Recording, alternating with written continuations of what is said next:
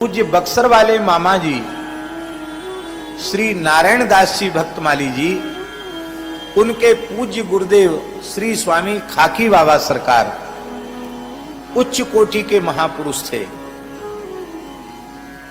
बहुत बड़े योगी थे। तमाम योग सिद्धियां उनको प्राप्त थी और चमत्कार तो इतने जिसका कोई ठिकाना नहीं। एक दो चमत्कार उनके, सैकड़ों चमत्कार। सेठ श्री जयदयाल गोयनका जी ने कभी कोई प्रश्न पूछा था उनसे,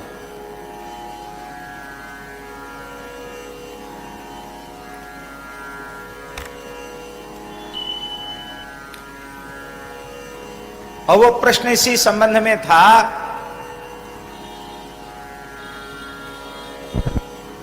कि आप सिद्ध पुरुष हैं, ठीक ठीक मृत्यु का समय बता सकते हैं, तो मृत्यु का समय का संकेत कीजिए और फिर हमें उस समय क्या करना चाहिए, कौन सी प्रवृत्ति करनी चाहिए, ऐसा कुछ पूछा था श्री गोविंदका जी ने। और बाबा मुस्कुरा कर रह गए, कुछ बोले नहीं।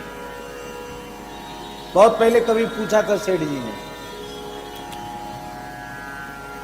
और पूज्य श्री नारायण दास जी भक्तमाली जी मामा जी, उसमें उनका नाम पंडित श्रीमन नारायण चतुर्वेदी यह नाम था।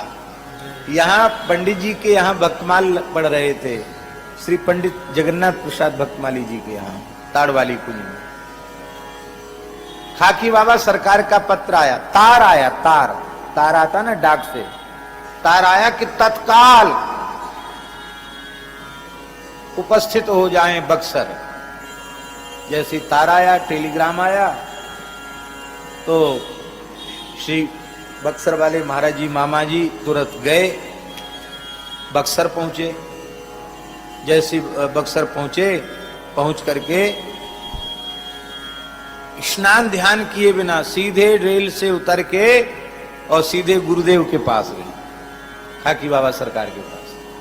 गुरु जी को साष्टांग किया, बोले मन्ना जी कहते थे, मन्ना जी, श्रीमन नारायण जी को मन्ना जी कहते थे गुरु जी।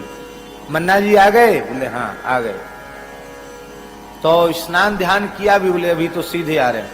तो स्नान ध्यान करो, तिलक स्वरूप पधराओ, नित्य नियम करो, कुछ बाल भोग करो, तब आ गए। जो आ गया आए। फिर उन्हें हाथ जोड़ कर सरकार कैसे बुलाया? बोले एक पोस्ट कार्ड लिखना है सेठ जयदयाल गोयनका जी को, इसलिए बुलाया।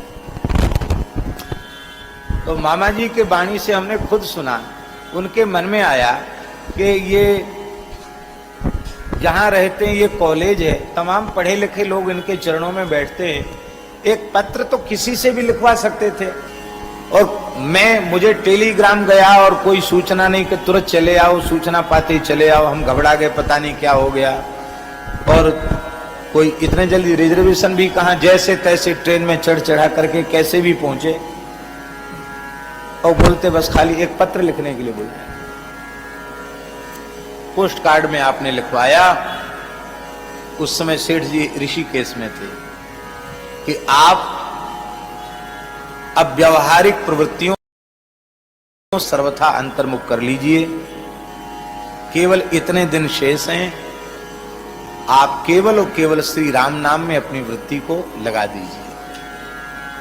और हमने प्रामाणिक लोगों से सुना है, उस पत्र को देखते ही सेठ जी ने बोलना बंद कर दिया, मौन हो गए और अंतर्मुख हो गए। और ऋषिकेश में ही उन्होंने अपने देह का विसर्जन।